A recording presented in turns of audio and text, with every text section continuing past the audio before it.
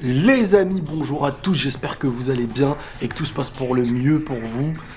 On se retrouve aujourd'hui pour la review de SNK saison 4, épisode numéro 7.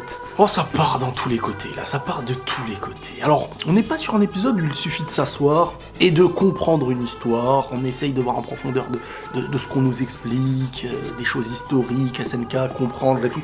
Là, on est quand même beaucoup plus dans la bataille, dans du concret, donc je vais évoquer mon ressenti par rapport à tout ça, on va s'attarder sur beaucoup de détails, on perd pas de temps, on rentre directement dans le vif du sujet. Alors, on est sur un épisode où les Eldiens de l'île de Paradis, ils sont vraiment en train de faire la misère aux Mars chez eux. On parle des Mars quand même comme une certaine puissance mondiale à la base, hein. On les a vus faire la guerre début saison 4, là ils se font martyriser, marbrer chez eux. Tactiquement, stratégiquement, aucune possession de balles, ils sont foutus les mecs. Moi je m'étais dit, on est sur la première séquence où Mars est dans l'attente. Forcément il y avait la stratégie de voir comment l'ennemi va attaquer, de quelle façon, et par rapport à la manière d'attaquer, on va réagir derrière. Sauf que là, ils ne peuvent que subir. Et c'est dans un moment où on se dit que ça y est, il va falloir renouveler l'équipement tridimensionnel, recharger, ils sont quand même encerclés, comment ils vont s'enfuir, qu'on a deux grosses choses qui viennent chambouler encore une fois le plan Mars, la riposte Mars. C'est le dirigeable, mais surtout Armin. Ce génie. Je l'avais oublié dans l'épisode d'avant. Alors, est-ce que c'était réellement lui, le faux soldat ? Je sais pas, mais en tout cas, en titan colossal, franchement, le design et tout, là, ce qu'on a vu, hein, Armin et tout, là, il a été honoré. Personne ne peut venir me dire, Armin n'a pas été honoré, là, dans ce retour. S'il vous plaît. Mais on revient sur Armin, parce qu'il y a plusieurs choses à dire sur lui, après. Le titan marteau. Personnellement, je trouve quand même que la riposte, elle n'a pas été grandiose, hein. Je trouve que bon, à part avoir fait apparaître des pyramides bizarres, et la riposte n'a pas tenu très très longtemps et il n'a pas été ultra effrayant. Vous en pensez quoi, vous ? Je trouve qu'il a été vaincu trop rapidement. Bon, la manière, on y reviendra tout à l'heure. Mais ce que j'ai kiffé par contre, c'est quand on la voit dans sa cristallisation, toujours avec une réaction par rapport à ce qui est en train de se passer à l'extérieur. C'est comme si je suis protégé, mais on sent la peur vraiment de la personne. Quand Eren en titan, il essaye de croquer d'abord le cristal, après il se pète les dents. Déjà tu vois sa manière de regarder, les yeux grands ouverts et tout, on ressentait la peur. Et puis, sans parler de la dernière scène. Au passage, je pense que toutes les personnes qui critiquent les censures et tout, quand même dans cet épisode-là, ils ont pas pleuré. Hein. Ah, du sang, en veux-tu, en voilà. Hein. Des membres de corps coupés, c'est la boucherie. Je suis sûr qu'il y en a plein parmi vous, ils étaient contents. Eren, plus je le vois en humain et en titan, et plus je me dis, est-ce que son titan ne prendrait pas le dessus sur lui, quoi ? Est-ce que le rapport du hôte à son titan a des incidences ? Parce que quand on voit la fin de l'épisode, quand on voit le cuirassé, la forme qu'il peut avoir, Reiner sur sa mentalité actuelle et ses intentions, quand on sait que l'intention joue beaucoup pour se transformer, qu'il faut une volonté pour créer quelque chose, je me pose la question sur est-ce que on n'en sait toujours pas encore assez sur les titans, sur la manière de se transformer. Par exemple, Eren au début ne contrôlait rien du tout par rapport à son titan, ensuite il l'a contrôlé.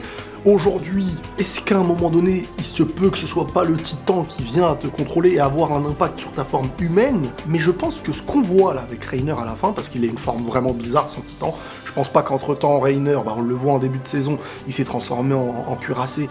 C'était un cuirassé qu'on connaissait. C'est la première fois que le cuirassé actuel, on dirait un Pokémon qui a évolué avec des petites ailes bizarres ou je sais pas quoi. On voit ses cheveux, donc est-ce qu'il est en fin de vie ? Est-ce que sa volonté de vivre n'est vraiment plus réellement présente ? Et au final, le titan représente un peu ce que toi, tu montres à l'intérieur de toi. Mais si tu montres une volonté supérieure, est-ce que ça permet, en tant que titan, de faire des choses en plus ? Bref, je pense qu'on a encore beaucoup de choses à apprendre sur les titans. La petite Gabi, qui est totalement à l'image de Eren quand il était enfant. Ça de plus en plus. Franchement là, il n'y a pas photo. La petite Gabi, début de saison, on la voit à la guerre quand même, qui a le cran de faire quelque chose que personne n'a osé. Premier épisode, saison 4. Là, la Gabi, au début je rigolais un peu quand je la voyais prendre le fusil et tout.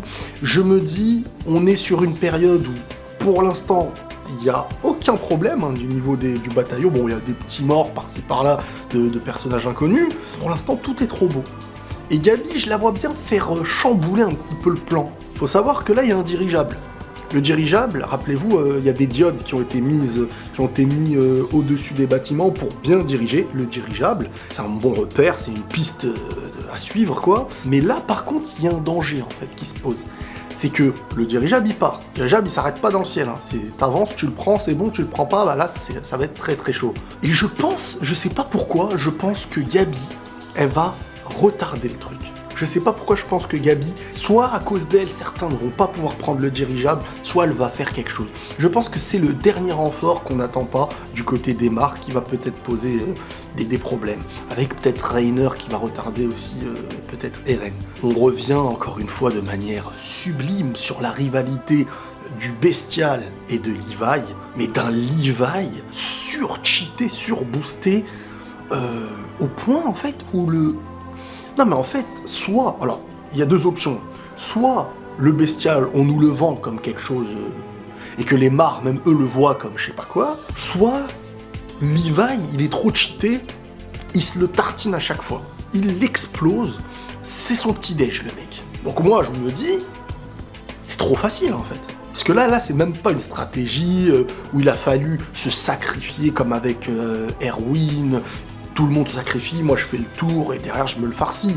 On sait bien qu'en 1 contre 1, on sait bien que Levi dans son domaine, c'est un monstre. Mais là, le mec, en 2 secondes, le Bestial il tombe. Tous les autres combats, il se passe quelque chose. Et le Bestial, celui qu'on attend le plus, en un coup, c'est comme si tu nous ai sali, ça va. Je sais pas. Et puis on retient cette phrase. Ce n'est pas Eren mon ennemi. On annonce que c'est Levi. Il y a une rivalité, écrit, souligné, surligné. Le Bestial, Levi, il y a quelque chose. Je pense pas que le Bestial soit mort, enfin, j'ai pas l'impression, mais je pense qu'il va y avoir une rancune de plus en plus grosse envers Levi. On a Falco qui se retrouve face à un théâtre qu'il a créé d'une certaine manière. Mettez-vous à sa place, le petit Falco. Pas de problème, il a aidé quelqu'un qui revenait de la guerre, qui avait l'air mal au point, qui manquait une jambe, il l'a suivi dans son hôpital psychiatrique, je sais pas quoi, il discute, il lui a rendu quelques services, il lui emmène un pote à lui qui est Reiner et tout, et il enclenche la guerre. Des milliers de morts.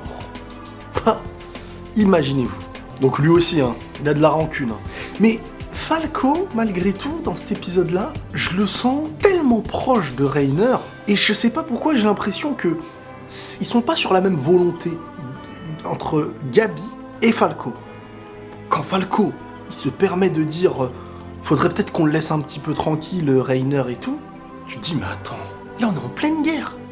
Là il y a des milliers de morts, on est en train de perdre notre histoire là aujourd'hui peut-être. Parce que Falco, faut pas oublier un truc, il a assisté, j'ai envie de dire, à la confession de Reiner. Falco aujourd'hui voit les Eldiens, l'île de paradis et tout ça d'une manière un peu différente, parce que tout ce qu'on entend des Eldiens de l'île de paradis, c'est des démons, des ceci, des cela, sauf que là, il est face à Reiner, devant Eren, déjà qu'il admirait d'une certaine façon le Eren Kruger de l'époque. Au passage, Kruger, j'ai plein de théories sur ça aussi, mais on en parlera peut-être dans une autre vidéo. Falco assiste à un Reiner qui limite s'excuse presque, qui limite s'en veut de ce qu'il a fait, et d'un Eren sur le coup victime, prêt à faire une vengeance. Le schéma là, il a été vécu par Falco, tous les autres, c'est les victimes selon eux, les Mars sont des victimes. Donc le Falco là, surtout, si on prend en compte son rêve du début là, qui voltigeait dans le ciel en train de taper, de tuer des titans, est-ce un souvenir futur? Est-ce un rêve prémonitoire, souvenir, truc, je sais pas quoi? Ce qui voudrait dire peut-être qu'à un moment il fera partie du bataillon, donc qu'il aura fait le choix d'être avec les RN et tout.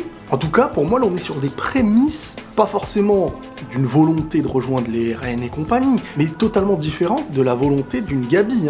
Reiner, que dire du personnage de Reiner, tellement profond. Franchement, le personnage, il est super bien développé. Sa volonté de vivre qui est remise en question a un impact sur sa manière même de se transformer. Et c'est pour ça que je me pose beaucoup de questions en fait sur la forme du titan qu'on possède. Même quand tu vois le colossal de Armin, qui est vraiment différent du colossal de Bertholdt, je veux pas dire qu'on fait muter le titan d'une manière dont on en a envie, mais qu'il est vraiment la représentation de ce qu'on est, un peu physiquement, et dans notre volonté. Est-ce qu'au fond, notre titan n'est pas réellement notre représentation de nous-mêmes, et qu'en fin de compte, Eren, son titan, serait encore plus celui qu'il est à l'intérieur que celui qu'on voit en tant qu'humain. Bon, on a l'arrivée d'Armin, sur sa petite barque au début et tout, mais qui n'a pas, au moment même, quand tu vois que c'est un blond, tu vois, il a même pas encore retiré sa capuche, tu vois que c'est un blond, tu te dis, oh, c'est Armin, les gars. Mais franchement, il est badass. Ah, il en dégage, hein, le Armin. Quand il était petit, tout mignon, machin, petite coupe au bol, il lisait des bouquins, regarde, on veut aller voir l'océan, nanana. Déjà après, en plus ce personnage, ce qui est bien, c'est qu'on a vu que c'était un personnage surdoué, qui n'avait pas réellement confiance en lui, d'où la bonne représentation en plus du surdoué. Et c'est un personnage que tu ne peux que aimer un petit peu parce que c'est pas quelqu'un qui se met en avant, c'est pas un personnage. Et là d'un coup tu le vois dans l'autre extrême, le colossal, la bombe nucléaire, le truc. Alors la transformation incroyable, son titan beau gosse, Armin, fidèle à ce personnage, qui constate du haut du titan colossal la conséquence de ce qu'il a fait. Et là il dit quelque chose, voilà quelle était ta perspective Bertholdt. En gros, voilà ce que toi-même tu voyais du haut de ta grande taille. Et là j'ai envie de dire, en parallèle, clairement, au premier épisode, lorsque ils détruisent la porte et que Bertholdt voit au-dessus du mur ce qui se passe, que Bertholdt apparaît au-dessus du mur en titan colossal. Là on est vraiment sur le parallèle, on peut faire le parallèle sur presque tout. Hein. Et là, c'est Armin, une personne de paix, tout autant que Bertholdt était une personne de paix à la base aussi. C'est un personnage qui dégageait pas un côté malsain, un côté avec la volonté de tuer. Tu me dis Reiner à certains moments, il est en mission, il fait ce qu'il a à faire et tout. Tu me dis Annie, bon elle, même si je kiffe le perso, tu sens quand même qu'elle peut tartiner des gens sans pitié. Mais Bertholdt y dégageait un côté très très gentil et intelligent en soi aussi. Mais Armin, c'est vraiment le mec le plus pur qu'on peut connaître. Et à aucun moment il aura un sourire, hein. Ce qu'il est en train de faire, c'est sa mission, il n'a pas le choix. Et là, surtout, ce qui est intéressant, et c'est ça qui est fou, c'est qu'on voit vraiment des personnages dont jamais on se serait dit ils auraient tué des innocents face à une réalité actuelle. Mais qui, au début, te dit qu'Armin va tuer des innocents? Rappelez-vous, quand pour la première fois avec son pistolet, saison 2, saison 3, partie 1, quand il tue je sais plus qui, là, il est super mal, il vomit et tout. Regardez-le aujourd'hui, ce qu'il est en train de créer. Il est lui-même une bombe nucléaire, lui. Le truc choquant et tellement beau pour les yeux, c'est quand tu vois le côté de Magat, avec les petits, et un par un, tu vois les titans tomber. Tu vois le bestial, boum. Tu vois le charrette, boum, avec un œil qui part un petit peu sur le côté. Tu te dis, mais waouh! Ils se font martyriser, ils en ont les preuves devant eux, mais en quelques secondes, ils se disent, mais on est face à quoi, là? On est parti faire des guerres! On a repris des terres, on a repris des châteaux, j'en sais rien du tout, premier épisode. Face à des mecs qui ont tellement d'armes, des armées, des pays. On se retrouve face à un petit nombre d'humains. Ils sont en train de nous exploser nos titans. Parce que Eren, il se bat même pas contre le charrette. Tu leur mets Mikasa, Levi et plein de petits moustiques. On dirait, mais ils se sont fait martyriser. Eren, il est sur place pour bouffer du titan, prendre des pouvoirs, et on dirait que voilà, tirez-vous à la nage après. J'ai bien aimé la mort de Carlo. Carlo, c'est celui qui était dans la tourelle sur le titan de pique, le titan charrette. Le petit symbole de quand il se fait tuer, on voit les photos derrière. Histoire vraiment de nous mettre dans l'histoire en mode chaque côté est un être humain qui a une famille, qui estime faire le bien. On ne tue pas une seule personne en se disant réellement c'est le méchant. Il n'y a pas de méchant. Tout dépend, comme je vous ai dit dans l'épisode d'avant, d'où tu viens, qui tu es et ce que tu dois défendre. Parce que tu t'es fait attaquer et tu estimes être dans ton droit. C'est le cercle vicieux de qui a raison et qui a tort, et qui est victime et qui est coupable. On a Jean qui a 2 doigts de tuer Falco, mais Jean, première fois on nous montre dans l'épisode d'avant qui dit aux autres attention, ne tuez pas n'importe quel civil, voilà. Là, dans cet épisode-là, il a vraiment du mal à attaquer Falco, donc au final il rate son attaque. Il y a une volonté de nous montrer Jean comme quelqu'un de très humain, il agit parce qu'il doit agir comme ça et que c'est la guerre, mais au final, est-ce que ça va avoir une conséquence sur la suite? Peut-être, je sais pas, mais en tout cas, il y a une volonté de nous montrer un Jean qui ne va pas au bout de ce qu'il devrait faire peut-être. Bon, on a le charrette qui met beaucoup de temps à se régénérer, qui n'arrive presque pas même à se régénérer, parce que le titan charrette, c'est un titan qui à la base n'est pas un titan de combat lui-même, hein, voilà, on lui met des choses sur le dos, c'est un titan qui permet de se déplacer très rapidement, qui a une endurance de fou, mais c'est pas un titan de combat en soi, donc sa régénération pose problème, et on voit Pyke dans un piteux état. Armin, après avoir foutu exploser la marine, donc voilà, libérer le champ pour peut-être s'en aller, se retrouve dans le dirigeable, avec Hansi, qu'on retrouve, hein, désormais, si je me trompe pas, c'est elle la chef, mais le plan vient de Armin. De toute manière, les plans Armin, c'est... Et là, elle lui dit quelque chose, au vu du plan vraiment risqué de sa part. C'est un pari, quoi, comme le faisait notre Erwin national. Tu serais pas possédé par le fantôme d'Erwin?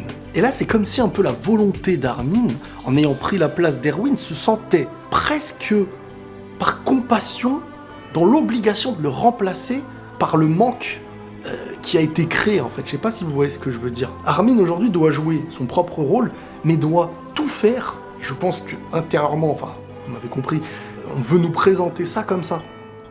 Comme celui qui prendrait peut-être les décisions que Erwin aurait prises. C'est d'une certaine forme un hommage, mais à la fois ne pas créer un vide, parce que Erwin, ça reste un vide, hein, malgré tout. Donc, là, on est sur un pari risqué, mais tout comme le faisait notre Erwin national. Donc tout se joue sur le plan d'Armin.